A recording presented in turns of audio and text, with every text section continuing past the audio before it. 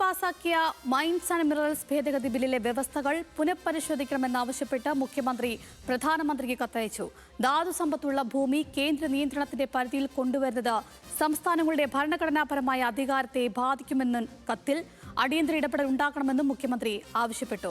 വിവരങ്ങളുമായി നമ്മോടൊപ്പം സനിസ ശോഭാചന്ദ്രൻ ചെയ്യുന്നുണ്ട്. സനിസ, എന്തൊക്കെ ആവശ്യങ്ങളാണ് മുഖ്യമന്ത്രി പ്രധാനമായും ഈ കത്തിൽ ആവശ്യപ്പെടുന്നത്?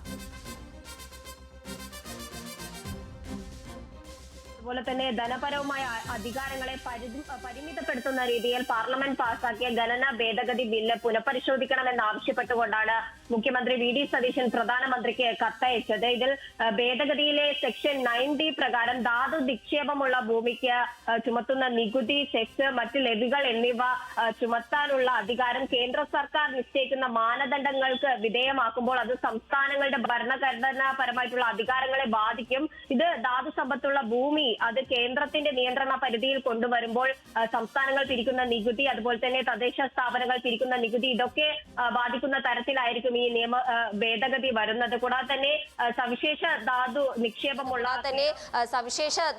നിക്ഷേപമുള്ള കേരളം പോലെയുള്ള സംസ്ഥാനത്തെ ഇത് വലിയ രീതിയിൽ ബാധിക്കും. അതുകൊണ്ട് തന്നെ സംസ്ഥാനത്തിന്റെ നികുതി വരുമാനത്തെയും അതുപോലെ തദ്ദേശ സ്ഥാപനങ്ങളുടെ വരുമാനത്തെയും ബാധിക്കുന്നത് കൊണ്ട് തന്നെ അടിയന്തരമായി ഇതിലൊരു ഇടപെടൽ നടത്തണമെന്നും ഈ ഭേദഗതി ബില്ല് പുനഃപരിശോധിക്കണമെന്നും ആവശ്യപ്പെട്ടാണ് മുഖ്യമന്ത്രി വി.ഡി. സതീശൻ പ്രധാനമന്ത്രിക്ക് കത്തയച്ചിരിക്കുന്നത്.